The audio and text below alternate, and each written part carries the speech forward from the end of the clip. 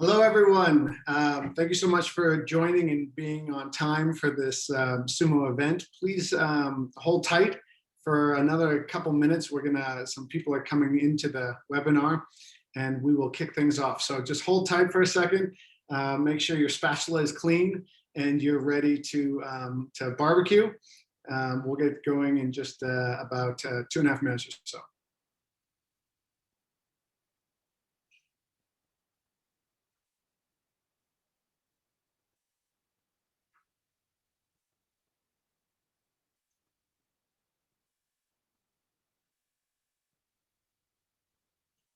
Hi, everybody. Thanks for joining. If you're just joining on the webinar, we're going to start in about 2 minutes. Please get a cup of coffee or a glass of water, or anything that you want. We're going to hand over the chef very soon, about another minute and a half or so as people get into the webinar. Thank you so much for being here at this Sumo event.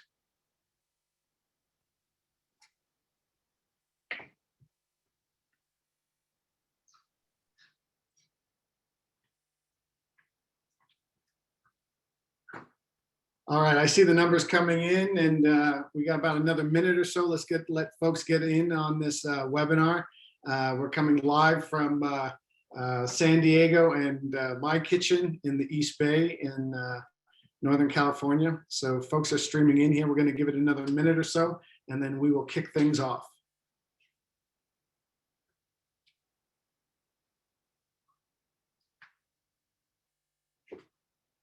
Okay, thanks so much for your patience. Let's give it another minute. The numbers, I can just see them coming in. And all of you who are on time, thank you so much for being here on time.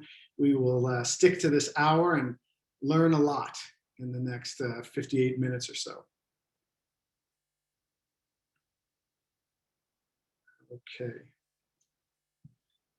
I think we're about 30 seconds more. I can just see people streaming in. Thanks everybody for your patience as we get started here. Everything seems to be working. All right, I'm going to go ahead and get started. Okay, we look like we have a good quorum of people here and on from all across the country, everybody getting ready for 4th of July. Welcome, everybody. Really appreciate you joining this Sumo Logic and Code42 event. We're going to have a lot of fun today. We're going to spend an hour or so. This is a very, very just community-oriented event. Sumo started doing these at the beginning of the pandemic, which was just, how is it we can do some things to bring community together and give us all some fun and some relief from things. So welcome, everybody. I want to run through a few slides here, and then I'll hand it off to a chef. First, I want to make sure that I thank our co-sponsors, Code42, great company out of the Midwest. Sumo Logic and Code42 have committed ourselves to solving the biggest, hairiest cybersecurity and security challenges that you have out there. Code42 is a phenomenal group of people. I've known some of the management team for years at other companies as well. They are really trying to solve the hardest problems in the modern SOC world. And together, we're making things happen. So thank you so much for Code42 for being here. Quick agenda. I'm going to spend a couple minutes here. I'm going to go through a bit of a bio, and then I'm going to hand it off to Chef. And he'll take us through the things that we need to know so that in exactly 10 days, July 4th, we will be the heroes of the barbecue in the backyards, something that I've always wanted to be. So with that, most of you probably already know Chef Richard Blais. He has worked at some of the best restaurants in the country. He's put out some incredible books. He's been on television programs and everything else. And I paid attention to his work for a while. He has some very interesting ways to age meat with blue cheese, but I'll leave that for the show. So without further ado, I want to hand it over to Chef, who's going to take us through. It's like really surprising about this book, though, is like it really, the book was better than like the critics thought, because I don't know what they were thinking, quite honestly. I mean, that's the problem with critics. They critique, but they're not out there doing it. And Chef, great book. What is going, oh my gosh, what is going on? All yours. Wait a second, how long have I been on? How long have I been on? Enough that I could read half the book. Oh my gosh, everyone out there, fans, family, Sumo Logic, Code42. You caught me embarrassingly in a hot mic situation doing what a lot of celebrity chefs do in their downtime. You caught me reading my own book. You caught me, it's so embarrassing. Reading my own book out here. And listen, I know you've read the book, which you just said. Some people out there probably have, but I'm going to keep it real for the whole 50 minutes here. And here's a problem that I am experiencing with this book. This book, So Good by Richard Blais, that's me. This book was outperformed by another celebrity chef. This book, it kills me inside a little bit. My team knows this. This book was outperformed by, you might say, a rival group of chefs. So Good was outsold by, believe it or not, the Teenage Mutant Ninja Turtles Pizza Cookbook. You have to be kidding me. There's no way, there's no way that the Ninja Turtles did their own recipes. I am calling Ghostwriter for sure.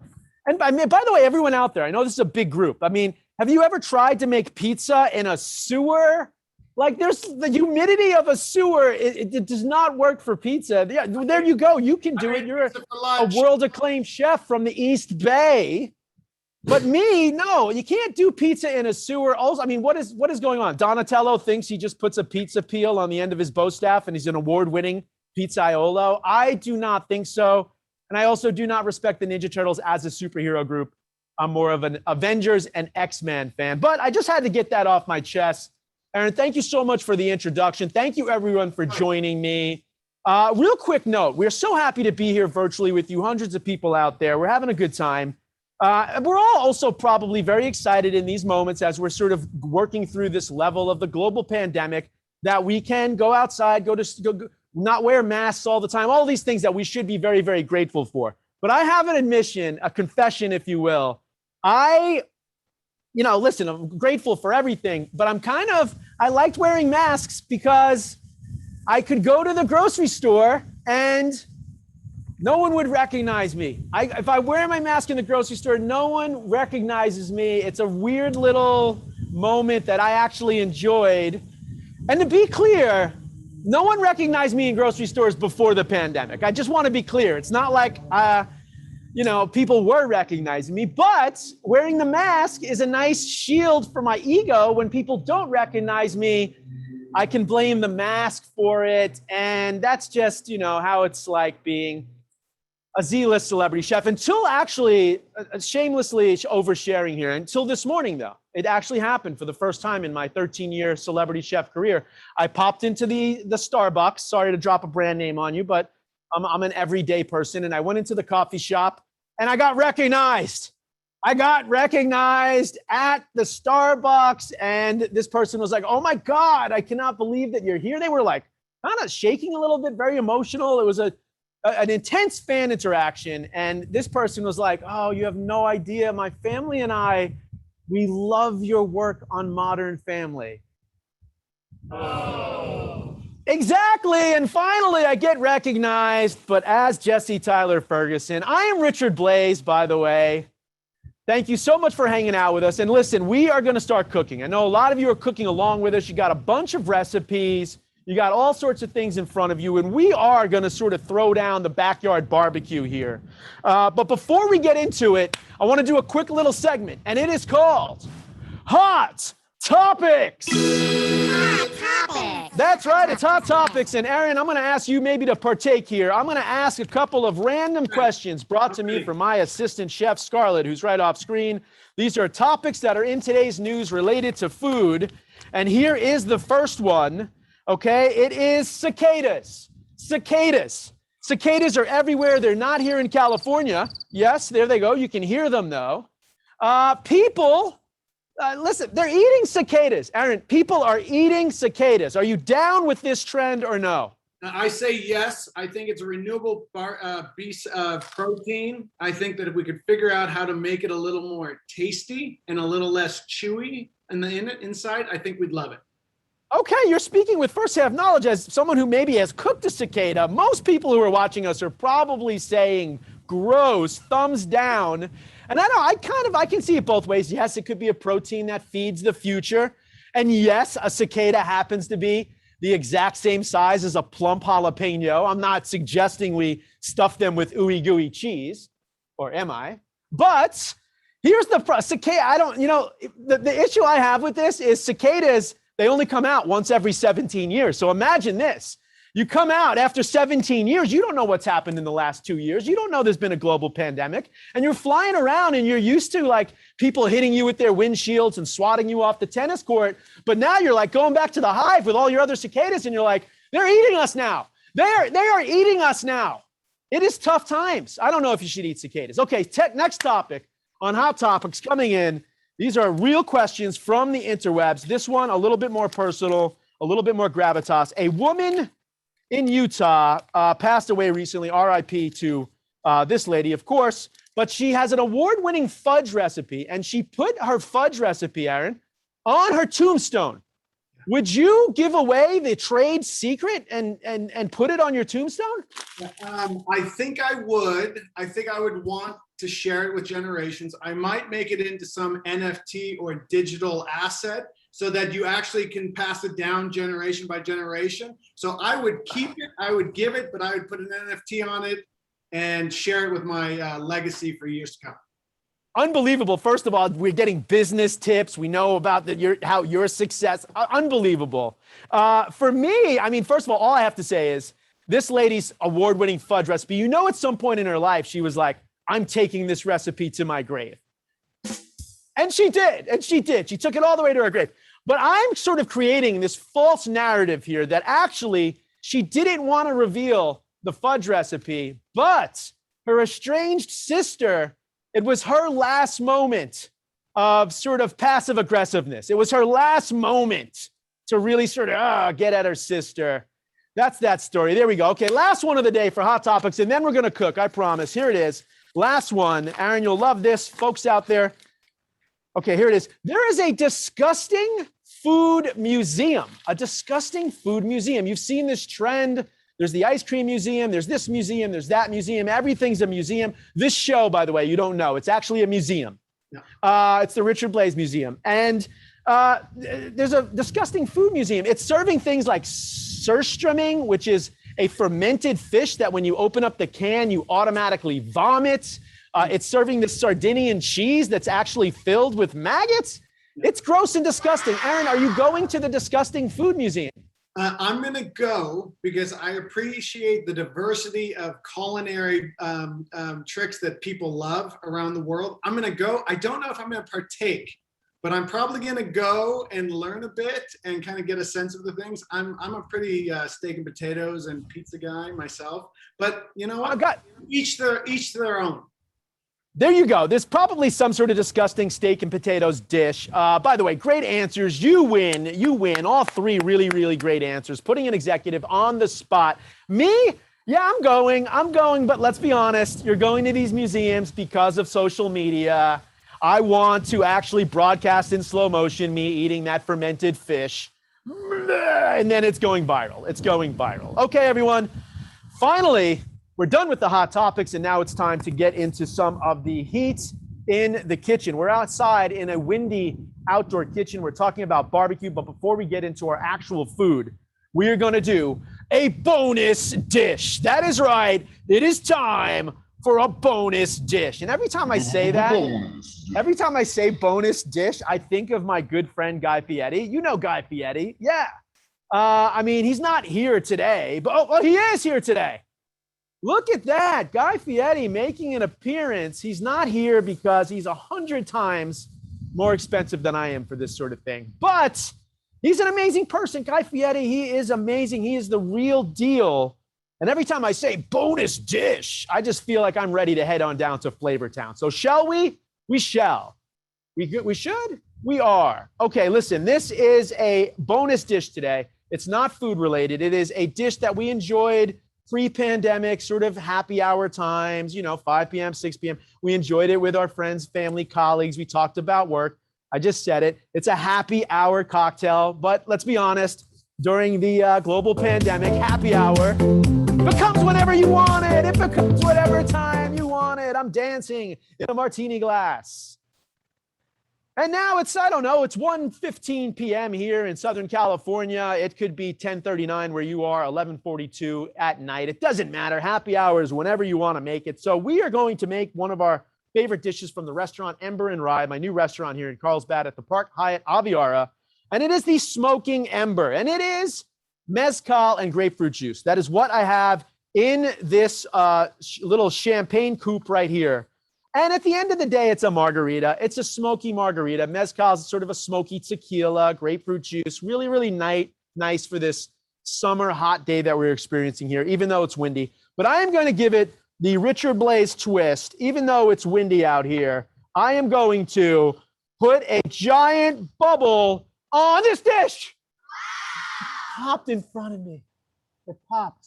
Is my head right on top of this glass? It is. Let's try it again. It's so windy out here. I think you got to see it. But here is the Smoking Ember with a bubble.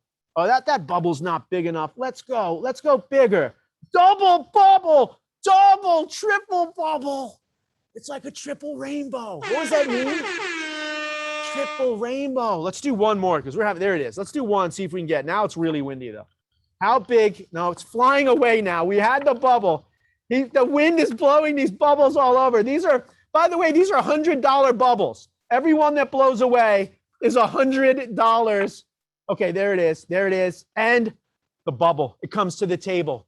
The people get their cameras out. It's not the disgusting food museum, but you go viral on TikTok and Instagram, where you can find me at Richard Blais across all channels and at Richard Blais Official on TikTok. Aaron is enjoying one right there in front of us. Cheers to you, everyone. The Smoking Ember, our first little techno organic recipe of the day. Now, listen, that's pretty cool, but I want to take this recipe to the next place. I want to take it, I don't know, who's a chef that's cool, but not that cool? That was like Fabio Viviani level. I'm just kidding. He's a friend of mine. He was on Top Chef. But I want to take it to the level after that level, which is 2 levels removed from the original level. Now, to do this, if you want to cook this at home, you're going to need a couple of specialty pieces of equipment. One, and I encourage you, if you're watching at home, you got someone cooking with you, to throw these ingredients into your kitchen. Be safe, kids. Do not throw things that are on fire or that are sharp or heavy, and get permission from your parents if you're throwing anything in your home. But you're going to need the largest mixing bowl you can find. Here it is, and I am at a hotel, so I have a mixing bowl that can serve 3,000 Caesar salads, or also function as a toboggan. There you go, giant mixing bowl. Aaron's got one there. There it is. You're also going to need a giant whisk. Boom. There you go. You got a whisk. You got everything in front of you, by the way. I hope everyone at home is as talented. If you have your whisk too, you can pretend you're Thor. You can pretend that the whisk came from Asgard when you called it. Let's do one where I pretend I'm Thor. There it is. By the way, not to be too much of a nerd, but I think there should be an Avengers-themed, Thor-themed steakhouse. It should be an Asgardian-themed steakhouse. It should serve Thor hammer chops, which I do at my restaurant. It should have the dessert that's like low key lime pie. Like, it should be something really, really themed. Okay, we got our mixing bowl. We got our whisk, and now what we're gonna have to do is put in our cocktail. We're gonna add that Smoking Ember to it right there. That is, again, a margarita. Because it's been that kind of day and it is pretty hot out here in Southern California, probably where you are too. And add a little bit extra. I think this is tequila. Let's see. Yep, this is some tequila. A little bit. You're supposed to tell me when, Aaron. This crowd is Oh, wild. there it is. Okay. There it is. We got to save some. We got to save some for later. And by the way, kids, if you're making this at home, you can do this with cider. You can do this with lemonade. We're doing it as a margarita.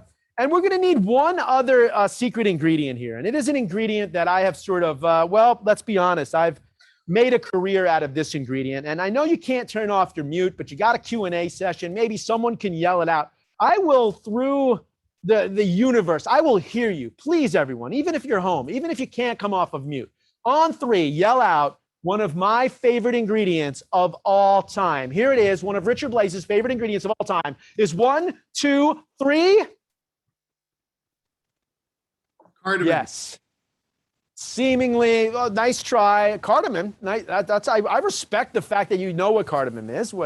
That's a pretty, interesting spice. Most people, crickets, like nothing. Yeah, there it is. Most people seemingly think my favorite ingredient is crickets, and Sumo Logic and Code42. Listen, I just want to tell you that we're vibing and we're all friends right now, but fact is, you'd be horrible Family Feud teammates. Let's be honest. The question was, name a celebrity chef's favorite ingredient. You could have yelled out salt, ding, bacon, ding, instead you said nothing.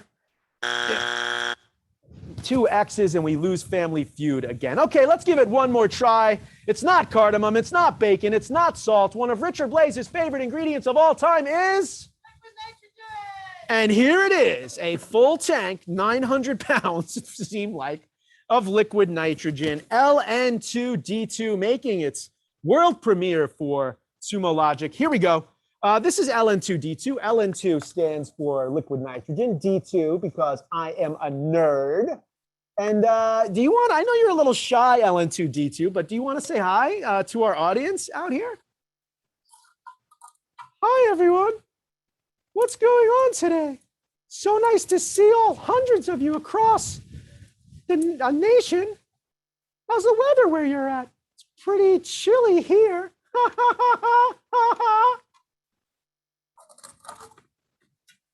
You did not know that you were going to get bad ventriloquism. Neither did I. This is all improv. This is live.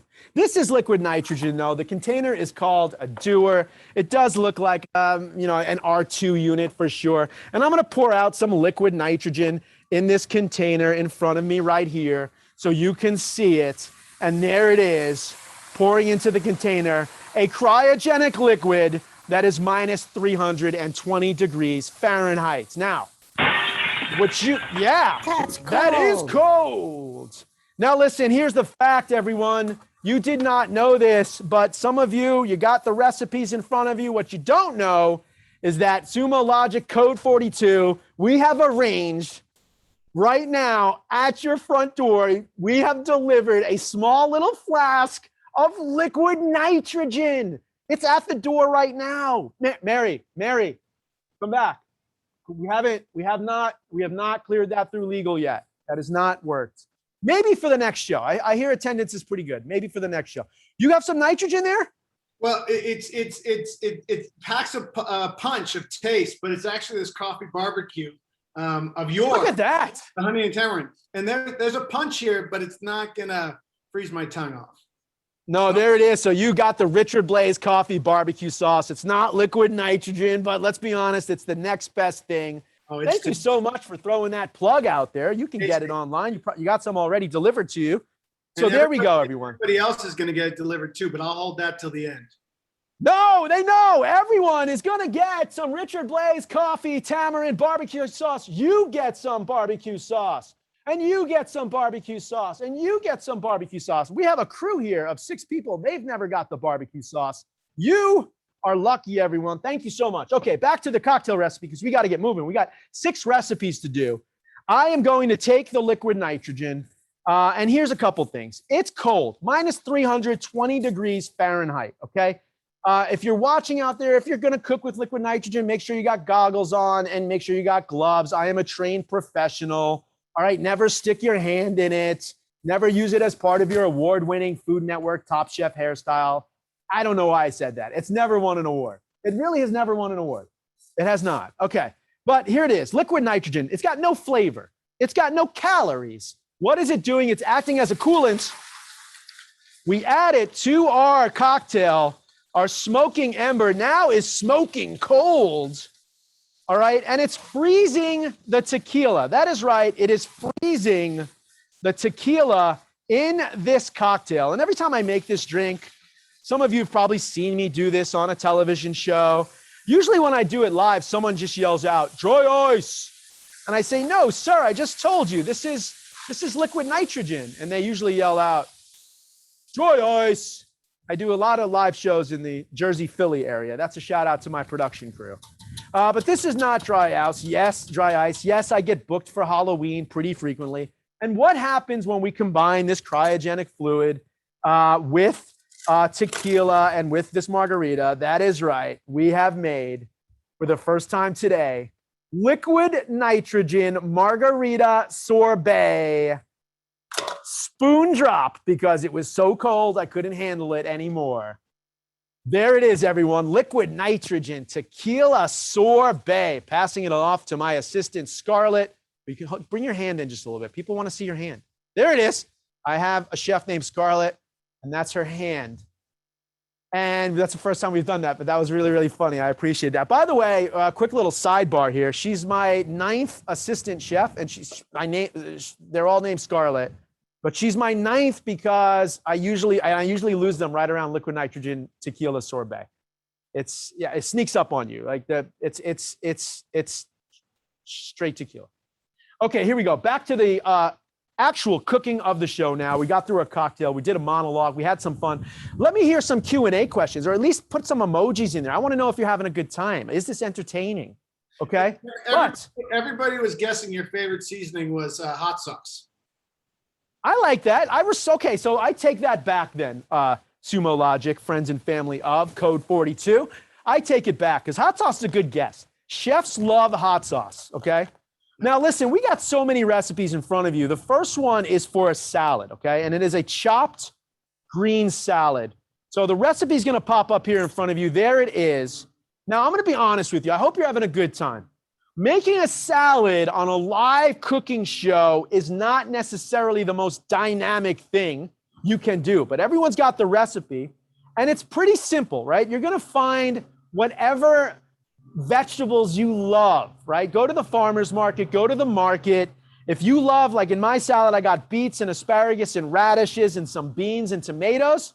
That's what I'm going to put in here. But you put in your salad whatever you want. I use this as sort of a, let's be honest, a refrigerator cleaner, right? Where I'm finding all of the leftover produce in the fridge. I cook a lot of them, right? So if these beets that are in my salad, they've been par cooked. The asparagus has been blanched. And then some of the ingredients are raw, like the tomatoes are raw. The hazelnuts that are in my salad have been toasted. The beans, don't judge me. They're straight from a can because sometimes who's got time for like cooking beans for 4 hours? I know. It's blasphemy. I know. Okay. And Jeff laughed. And that's it. I've done it. That's been okay. Jeff's a producer on the show who only laughs one time every show. And if I don't make him laugh, then I failed.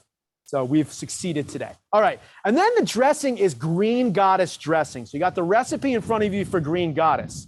And this is really kind of throw it into the blender and let it buzz, right? So you got some avocados in there. You got lots of fresh herbs. And what I love about Green Goddess to me is it's a throwback dressing.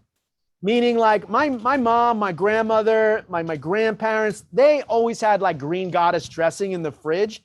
And we sort of, it's not, the kids aren't dipping their chicken wings, which we're going to get into in a little bit, into Green Goddess dressing. They should be.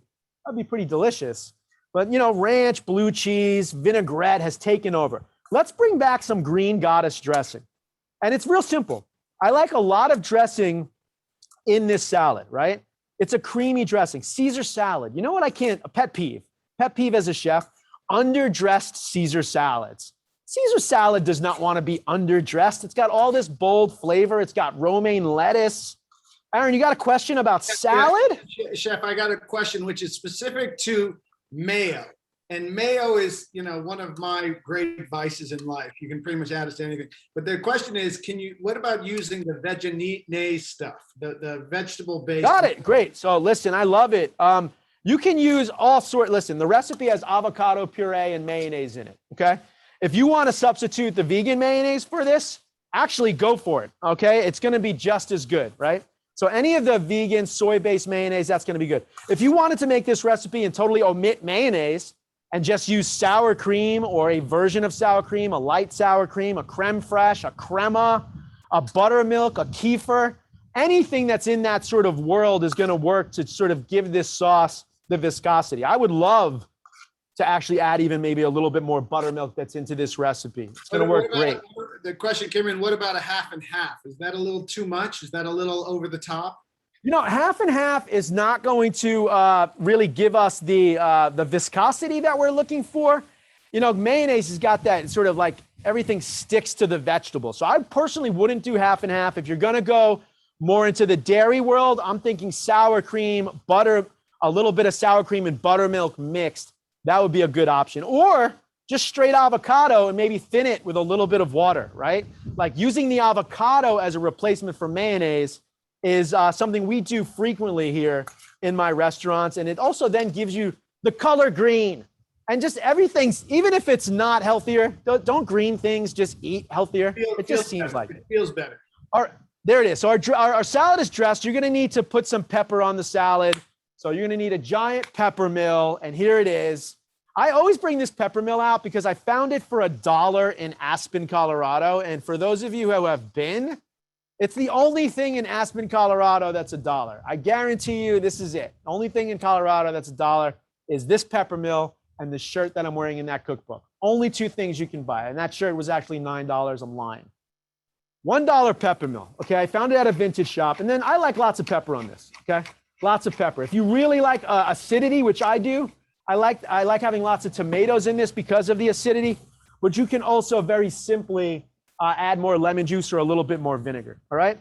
So we got our salad. This is and I also love this because make a big bowl of this. We were talking about the 4th of July in the intro. Just make a giant chilled bowl of this. Maybe get some ice under it.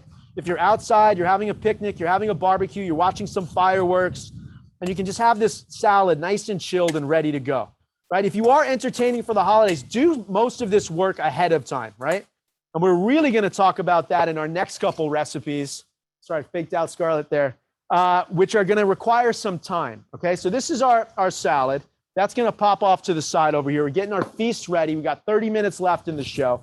Another recipe we've sent you here is one of my favorite vegetable recipes. It's grilled carrots. Grilled carrots. So again, for step one of the grilled carrots, you want to boil the carrots. I've just sort of hand washed, hand cleaned some of these carrots, but we want to boil them. We want to blanch them. What do you got there? Well, this is going to be the list of all of the recipes that you're showing right now. That is going to come in the box that we're talking about. That's coming after the show. So you'll get this. Amazing, everyone. You're getting all of these recipes. Thank you so much for Sumo Logic and Code42 for sending these recipes out. But the key here is we want to grill vegetables. Grilled vegetables are delicious. Some vegetables like carrots, they require more cooking. You can't just throw them raw on the grill. You can, but if you do that, they're going to end up most likely they're going to end up, charred on the outside and raw in the middle. We don't want that. So I've cooked these carrots like 90% of the way, which is a ridiculous chef thing to say. What does that even mean? It means when you put your knife in one of these carrots after it's been boiled, that it kind of comes out clean, right? It barely holds on to the carrot, just like that. If you cook them 50%, don't worry. You don't even have to even know what percentages are, to be honest. Just cook the carrots and boil them till they're almost done. And then real simple, I'm just going to take these carrots. I've salted them a little bit here. You can toss them in different spices. As a matter of fact, I have some za'atar spice in front of me, which is oregano and sumac. This could be barbecue spices. It could be Cajun spices, whatever you want, whatever type of food you love. And then I'm just going to grill my carrots. Key here is just remember, I've boiled the carrots already. And then you forget about them. So if you're cooking for the 4th of July, you're entertaining, you can boil the carrots the day before, 2 days before, and then maybe you're just grilling them the day of, and you're not worried about all that stress. We get so stressed out. You know me, you've seen me compete about, doing things for our guests when we really just want to hang out and have a good time. So carrots are on the grill. They're seasoned. They're grilling away. And we got our salad. We got one of our vegetables. You got another question popping in? Yeah, quick question. Also, there was a comment that most people just see sumac for kind of Middle Eastern or Iranian kebabs. Interesting to put it on carrots for 4th of July. That's an observation from somebody. Yeah, I mean, listen, here's the thing. I think you had mentioned it on the top, right? One of the best things about being a chef or the food world is we get to learn so much about different cultures, different cuisines. And you can go to most markets now and just go to the spice aisle, and you are pretty much like, you can go anywhere in the globe, right? So I like experimenting, especially with spices, because any sort of spice, in this case, za'atar spice, tartar spice, if it's barbecue spice, Cajun spice, it works, right? Because cultures have been eating this forever. So it works, have some fun with it, right? Spices are one way to literally, give your food more flavor and a little bit more excitement. And also, quite honestly, not to get into too much of a gravitas, because we're having just a fun time here, but you learn so much about the world and other cultures through food. All right, our carrots are on the stove. And now we got two classic 4th of July dishes we're going to talk about here. One is going to be barbecue ribs, and one is chicken wings, right?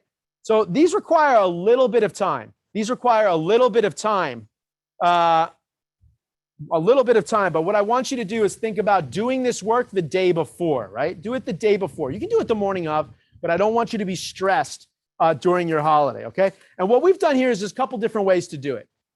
You can cook this sous vide, which is very chefy, which is cooking in a vacuum bag. And some of you, I know, have the technology to do so. That's fine. Or you can do this, which I love, and I frequently cook like this at home. This is aluminum foil. This is molecular gastronomy. People are like, oh, wait, I have foil. Yes, okay. This, I don't know, this at one point, wasn't this like panels on space shuttles? And like, it's aluminum foil, the microwave, these things that we have around us. That's molecular gastronomy. That's like, at some point, was the biggest scientific thing that we did. And I'm just using the foil, double wrapping my pork ribs in here, right? So raw ribs, seasoned, salt, pepper, barbecue spice. You got the recipe that's going to be in front of you for 4th of July on how I do it. But this is where, again, if you like Texas barbecue, you like Kansas City barbecue, you like Carolina barbecue, you can use whatever spice blend you want. The key is to wrap up the ribs. Again, raw, seasoned with some salt and pepper. And this is a quick rib recipe. I know some of you out there are like, dude, I'm like a pit master. If you're a pit master, I get it. You're spending 12 hours out there. You got a whole methodology to it. You got your whole way to do things. This is for someone who's like, ribs might be too hard. Or, hey, I'm on a quick fire challenge and I got to cook ribs in an hour or 2 hours. This is a way to do it. Oven's at 300 degrees, 325 degrees. My ribs are seasoned liberally with salt and spices. I wrap it up very, very tightly in 2 layers of aluminum foil. And then magic of TV moment, 2 hours later. Can we do a quick little time lapse? That was me trying to do a time lapse. Did you? No? Oh, don't ever do that again? Okay. 2 hours later, what do we have? We have these ribs that are now perfectly cooked. And you can see they're dripping with juices. And if you can get inside the foil, you see all of that flavor. You combine some of those drippings with, let's say, I don't know, Richard Blais barbecue sauce. And that is going to be very, very, very delicious. All right. 2 hours, 300, 325 degrees. And you have ribs that are now been cooked all the way. Now you might be asking, well, they're cooked all the way, but I like the char off of a grill, or I like the smoke off of a grill. Great. So do I. All right. And what you're going to do then is you're going to just very simply pop this whole slab of ribs, or cut them up if you're in a pinch, and you're going to add those to your grill. Okay. I like to add the sauce at this point. This is another Richard Blais barbecue sauce, California Red. This is sort of a little bit more inspired like Central Texas barbecue. The honey and tamarind is a little bit more sort of Kansas City style, sort of sweet, smoky, sticky. But you use, again, whatever barbecue sauce you love. And I'm just going to sort of slather. Is it slather or lather? I think it could be both. You're going to just sort of coat the ribs with the sauce and then pop them on the grill. That's one way to do it. You could pop these ribs on the grill. And I'm going to finish them up in a second, actually. But I want to talk about my wings before we finish these ribs. I think that's the best way to go. All right, so the ribs, they've been cooked, right? You can do this the day before. Do not make it stressful. Do it the day before. What did you do? How hard is it? You wrapped it up in aluminum foil. You put it in a low oven. You set a timer, and it's ready to go. The next dish we all love around holidays, sporting events, is chicken wings. Now, this might sound crazy to you because chicken wings, yes, you can easily buy them from the store. You defrost them and you pop them in the oven. By the way, this was one of the hot topic questions that we did not get into. There's a shortage of chicken wings. Supposedly, there's like a true shortage of chicken wings. What are we doing? I mean, there's a lot of big sporting events happening, I think. But here's how I like to do my wings. And that is, I like to cook them confit. I like to confit my chicken wings, which is seasoning them with a little bit of salt, a little bit of pepper, again, whatever spices you might want. I rinse them off of the salt, and then I cook them slowly in their own juices. All right, this is called confit. You've probably heard of duck confit. Well, if ducks can confit, why can't chickens confit? They can. All right. Another hot topic question was chicken sandwich wars. Who's winning? That was one of the hot topics. Like, who's winning the chicken sandwich wars? Who do you think? I know who's winning the chicken sandwich wars. Ducks. Ducks are winning the chicken sandwich wars. Woo! Squabs. Squabs are winning the chicken sandwich. Squabs are pigeons. Not only are we not eating them, we're feeding them at parks. Squabs. Squabs are winning the chicken sandwich wars. Okay. Chicken in its own fat. Now, I say its own fat. That's chicken fat. It's called schmaltz, which is a fun word to say. Say it after me on 3. 1, 2, 3. Schmaltz. Yes, very, very delicious. But if you don't have any schmaltz laying around, because why would you? You can just use a neutral oil, okay? I'm gonna just turn my carrots around a little bit, and you can see here, I got a 500-degree little portable grill, one of my favorite little grills. If you're outside on the wood fire, that's gonna be even better. But I'm literally just burning these carrots. This is great. If you don't know how to cook and you burn things a lot, this is a perfect recipe for you, because your goal is to just do what you do all the time. Burn those carrots. All right, we got a pan heating up. And what we're gonna do with the pan is we're gonna actually get the chicken wings nice and crunchy. Now, you notice I had my pan nice and hot on the grill. So we do want this to get a little heat on it. And then very simply, we're gonna sear these chicken wings in a pan. You can throw them on a grill, by the way. I see you got another question. What do you got? Chef, quick question. People are really trying to figure out, how do you get those wings crispy? Is it high heat? Is it fried? How do you get them crispy? Well, I'm showing you right now. But yeah, it's high heat. So like, there's a lot of different ways to do this. One, if you're at home, by the way, there's a little water in here, so it might spit a little bit. If you're at home, how do you get these nice and crispy? You can pop them on a hot grill, right? And the skin will get super, super crispy. If you got a fryer, of course, you can throw them in a fryer. That's gonna get them nice and crispy. If you got a pan like I do right here, that's gonna work. If you're inside and you only got a broiler at your disposal, I love broilers. Probably the most underutilized part of your oven is the broiler mode, right? Heating from on top, and the broiler is gonna get these nice and crispy. So that's what I'm doing here. The cooking confit, go ahead. If you have more sugar in the sauce, like honey in the sauce, is that gonna help it get crispier, or does that not have anything to do with it? This is something that I've been discussing.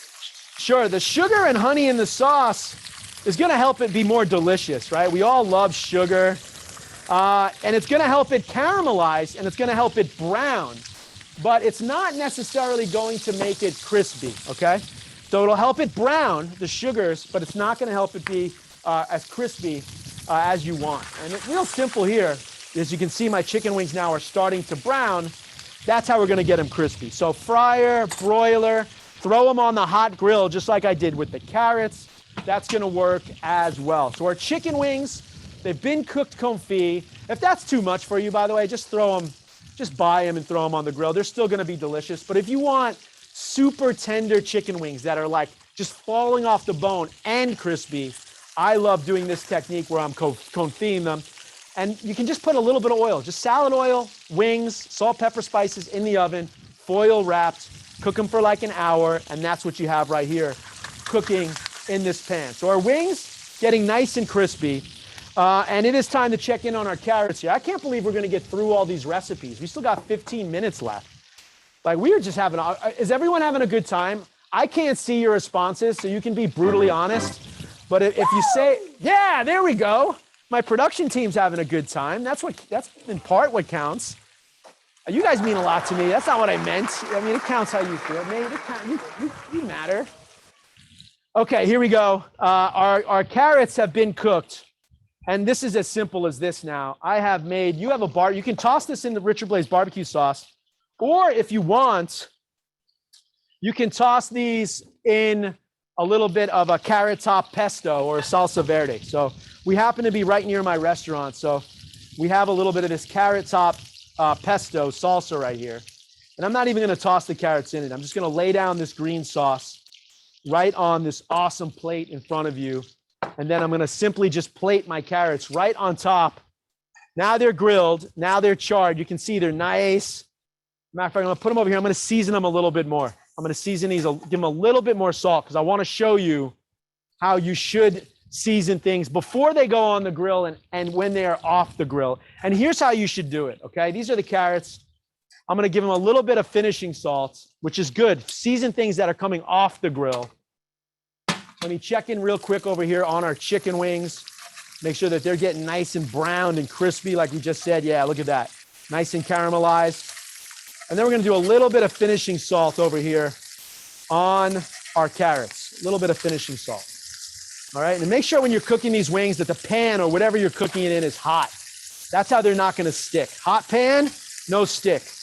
Pan not hot, things stick to it. All right, here's how you wanna season. Have you seen, and I'm polling you, and Aaron, you might know, I like seasoning like this. Have you seen the guy who does this? He seasons like this? The Turkish guy, Salt Bay. Yeah, that's right, Salt Bay. I love Salt Bay. Salt Bay is awesome. There he is. It's a hard move to do, by the way. You can try it, Aaron. Like when you to get into this pose, like I have T-Rex arms, and it's like very hard to get into that pose. Yeah, you did it really good. You got a long sleeve shirt. I can tell you from experience, salt's going in that sleeve. Now, I love it, and I don't want to. Listen, I don't want to get into conspiracy theories, but I will. Okay? Should I? I'm going to. It doesn't matter. I have a theory about Salt Bay. Here it is. There's more than one Salt Bay, everyone. There is more than one Salt Bay. It's a casting call. He's always in a white t-shirt. He's jacked. He's got sunglasses on. His hair's back. There's more than one Salt Bay, okay? He's in Istanbul, Dubai, New York, Berlin, Miami. He's on Snapchat, Instagram, Facebook, TikTok, MySpace. There's more than one Salt Bay. It's a casting call. It's basically Weekend at Bernie's, okay? And if you're under 35, you have no idea what I'm talking about. If you're over 35, I am not speculating that Salt Bay is dead, which is the premise of Weekend Bernie's. He's alive and well, new Sarat. But there's more than one Salt Bay. There, I said it. When I do this move, it's not called Salt Bay, though. When I do it, Salt Blais. There it is. Ah, look at that. I have hit the gym lately. That's amazing. And when my friends do that move, of course, it's not Salt Bay. When Bobby does this move, you know Bobby. When Bobby does it, Salt Flay. Salt Flay. There it is. Unbelievable. Unbelievable. And when my friend Rick from Chicago, master of Mexican cuisine, when Rick does this, of course, it's Salt Bay less. Salt Bay less. There he is. There's a show at midnight tonight, folks. If you enjoyed this one, you'll like that one too. All right, our carrots have now been seasoned. Time to plate them. Our chicken wings are looking brilliant. We got 14, 15 minutes, got 10 minutes left before we get back to the wrap of the show. Look at that. Carrots are looking beautiful. I'm feeling really, really good here. Feeling really, really good. This is going to be a good lunch. Good lunch for us today. And we got our ribs and we got our wings. So what are we going to do now? I'm going to turn off the heat on the wings because you can see the wings now are nice and crispy, golden brown. They're sort of ready for the next item. I'm just going to put them right into this bowl. Chicken wings. You can toss them in sauce. Should we? I think we should. I think we'll toss them in sauce. I'm going to put them in the bowl and we'll just pour the sauce over. I'm a fan of just traditional, just buffalo style wings. You can do whatever you want, but like go with what works. You go with the crowd pleasing elements.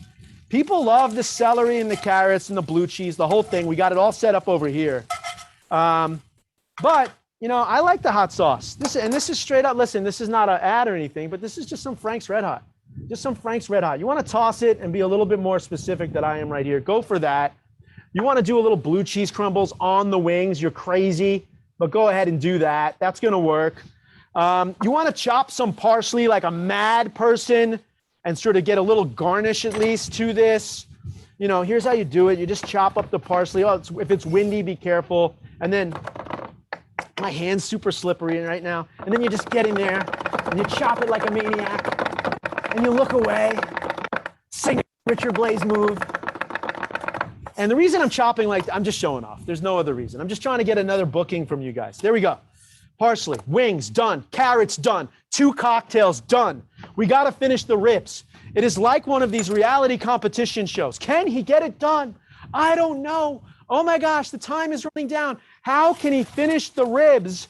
It's time for finishing the ribs. Here it is. It comes to the cutting board. Remember, we have not charred the ribs. We have not thrown them back on the grill. And you can. If you're at home, you're going to throw these back on the grill. But we're not going to do that today.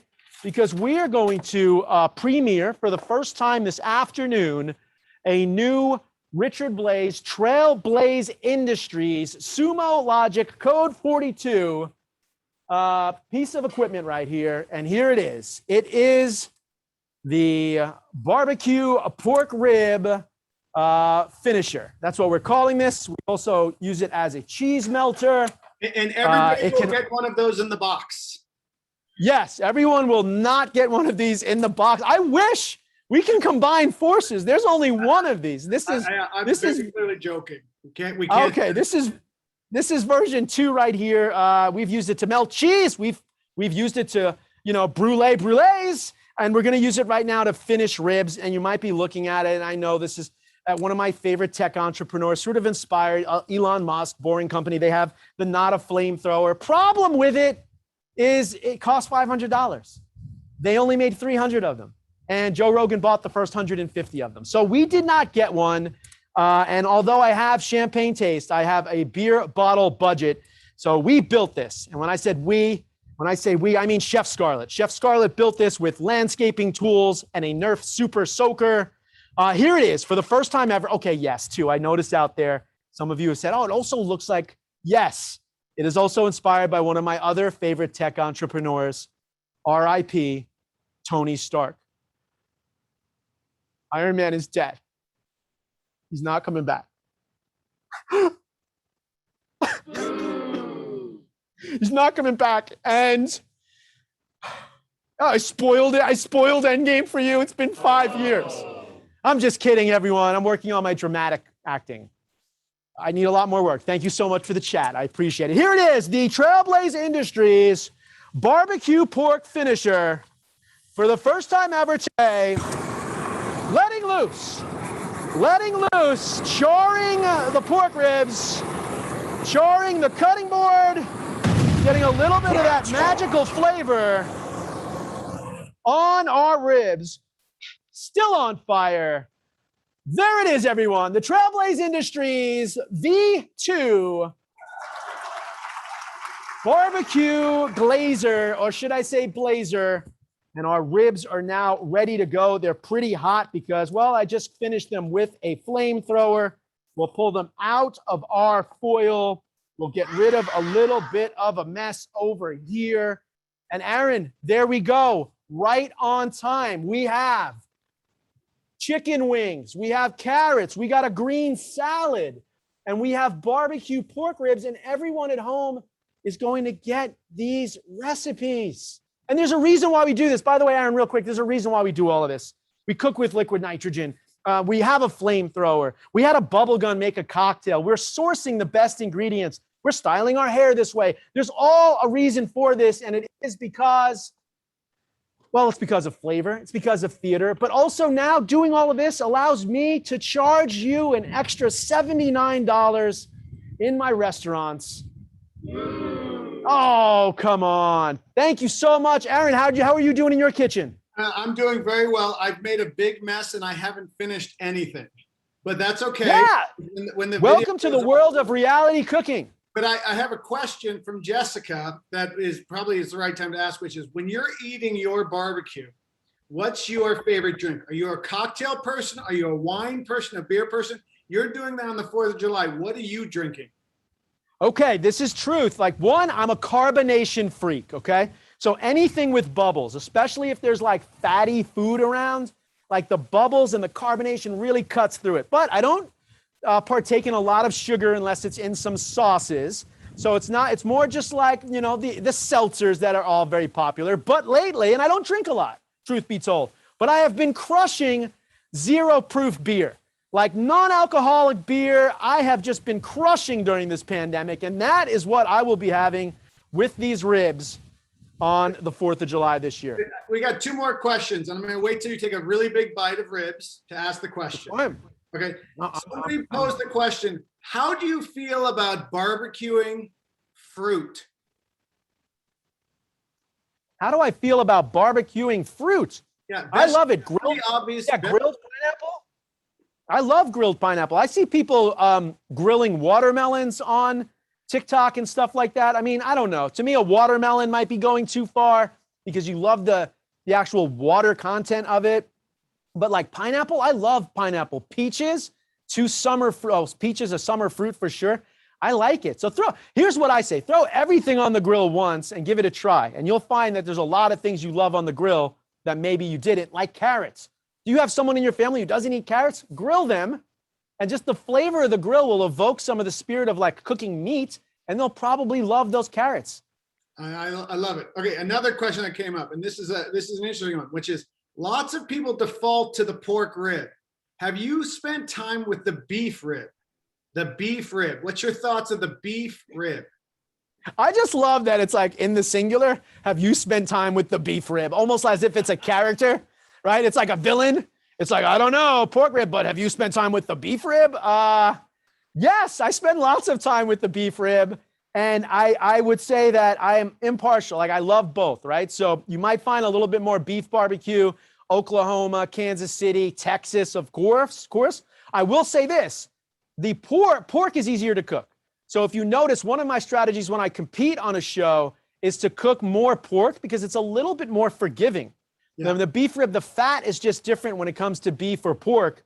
So I will usually err on the side of caution when I'm competing and cook more pork than I will beef. But if I had to be honest, yeah, beef is probably my favorite item, right? I mean, we just opened a steakhouse up, 20 yards behind me here. Yeah. Okay, and one last question, which is, and this is maybe from your Thomas Keller days, the drying of the roast chicken or leaving it out to dry before you cook it. How long do you dry your wings before seasoning? Before seasoning, really, if you're defrosting them, which is probably the case with wings, and you want to pat them dry, that's a great technique. And again, yeah, Thomas Keller probably is where a lot of people heard that from. And just, if the item is dry, the seasoning is going to stick a little bit longer. If the item is dry and the pan is hot, it's not going to stick to the pan like we talked about with the wings. So you don't have to be crazy about it, but yeah, you don't want to go from just defrosted to the pan or as it's defrosting, season it, because a lot of that water is going to sort of melt off or, melt off of the item, and you're going to lose a lot of that seasoning. So it's a great next level tip. It's a 401 tip, which we'll have to do, Sumo Logic and Code42. We'll have to come back and do maybe an advanced holiday show or something. Okay, I like the idea of the holiday show, but here's the thing. Let's talk regionally now. If you're going to go and put yourself in any town or location, what's your favorite type of regional barbecue? Texas, Kansas City, North Carolina, Alaska? You cannot do that to me on a place where I can't even see the hundreds of people that are watching.